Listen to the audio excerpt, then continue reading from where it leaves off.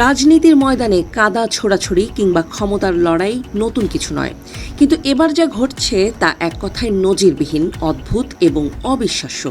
একটি সাধারণ পোকা যাকে আমরা ঘরের কোণে দেখলে ঝাড়ু নিয়ে তাড়া করি, সেই তেলাপোকা বা আরশোলা এখন দক্ষিণ এশিয়ার রাজনীতির সবচেয়ে বড় আলোচনার কেন্দ্রবিন্দু। ভারত থেকে শুরু হওয়া এক অদ্ভুত ডিজিটাল ঝড় এবার সীমান্ত পেরিয়ে আছড়ে পড়েছে পাকিস্তানে, যা কাঁপিয়ে দিচ্ছে দুই দেশেরই নেটপাড়া। এই ঝড়ের সূত্রপাত ভারতের সর্বোচ্চ আদালত থেকে। সুপ্রিম কোর্টের প্রধান বিচারপতি একটি মামলার শুনানিতে মন্তব্য করতে গিয়ে এক পর্যায়ে ভুয়া ডিগ্রিধারী কিছু মানুষকে আরশোলা বা পরজীবী হিসেবে উল্লেখ করেছিলেন। ব্যাস, আর যায় কোথায়? সাধারণ তরুণ সমাজ এই মন্তব্যকে নিজেদের বেকারত্ব ও সিস্টেমের ব্যর্থতার বিরুদ্ধে এক চরম অবমাননা হিসেবে ধরে নেয়। ক্ষোভে ফুঁসে ওঠা তরুণদের সেই ক্ষোভই এক রাতের মধ্যে রূপ নেয় এক অভিনব রাজনৈতিক রসিকতায়। জন্ম হয় এক নতুন আন্দোলনের। বোস্টন ইউনিভার্সিটিতে পড়ুয়া এক ভারতীয় ছাত্র অভিজিৎ দেব এই ক্ষোভকে রূপ দেন এক তীব্র ব্যঙ্গে। তিনি সামাজিক যোগাযোগ মাধ্যমে ঘোষণা করেন এক নতুন দল, ককরোচ জনতা পার্টি বা সিজেপি। দলটির স্লোগান দেয়া হয় বেকার এবং অলসদের কণ্ঠস্বর। রসিকতা করে বলা হয়, এই দলে যোগ দেওয়ার যোগ্যতা হলো আপনাকে অলস হতে হবে, 24 ঘন্টা অনলাইনে থাকতে হবে এবং পেশাদারদের মতো ক্ষোভ ঝাড়ার ক্ষমতা থাকতে হবে। দেখতে দেখতে লক্ষ লক্ষ তরুণ এই ডিজিটাল ফর্মে স্বাক্ষর করে নিজেদের তেলাপোকা হিসেবে দাবি করতে শুরু করে। যে দলটির কোনো অফিস নেই, কোনো তহবিল নেই কোনো বড় নেতা, সেই ককরোচ জনতা পার্টির ইনস্টাগ্রাম হ্যান্ডেল মাত্র কয়েকদিনে টপকে গেছে ভারতের শাসক দল বিজেপির অফিসিয়াল ফলোয়ার সংখ্যাকে।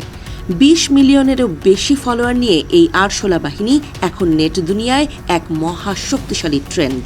মিম, ব্যঙ্গাত্মক ভিডিও আর ঝাঁঝালো রাজনৈতিক প্যারোডি দিয়ে তারা চোখে আঙুল দিয়ে দেখিয়ে দিচ্ছে দেশের বেকারত্ব, শিক্ষা ব্যবস্থার গলদ আর মূল্যস্ফীতির বাস্তব চিত্রকে।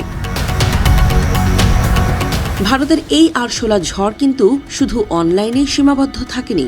সিজেপির এক্স বা টুইটার অ্যাকাউন্ট যখন আইনি নোটিশের অজুহাতে ভারতে ব্লক করে দেয়া হয়, তখন আন্দোলন আরও নাটকীয় মোড় নেয়। তরুণরা তেলাপোকার কস্টিউম বা পোশাক পরে রাস্তায় নেমে আসে। দিল্লির যমুনা নদী পরিষ্কারের মতো সামাজিক কাজে অংশ নিয়ে তারা বুঝিয়ে দেয় যে তেলাপোকাকে সিস্টেম নোংরার বাসিন্দা বলছে, সেই তেলাপোকাই আসলে সমাজ পরিষ্কারের হাতিয়ার হতে পারে। ডিজিটাল দুনিয়ার এই উত্তাপ এবার কাঁটাতারের সীমান্ত গলিয়ে প্রবেশ করেছে প্রতিবেশী রাষ্ট্র পাকিস্তানেও। ভারতের ককরোচ জনতা পার্টির অনুকরণে পাকিস্তানি নেটিজেন এবং ইনফ্লুয়েন্সাররা রাতারাতি তৈরি করে ফেলেছে ককরোচ আওয়ামী পার্টি বা সিএপি। পাকিস্তানের নিজস্ব রাজনৈতিক সংকট, চরম অর্থনৈতিক মন্দা আর মূল্যস্ফীতিতে জর্জরিত পাকিস্তানি যুব সমাজও এই আরশোলার পতাকা তলে নিজেদের ভাগ্য খুঁজে পেয়েছে। সবুজ সাদা রঙের লোগো আর চাঁদ তারা খচিত মিম দিয়ে তারা নিজেদের ক্ষোভ প্রকাশ করছে।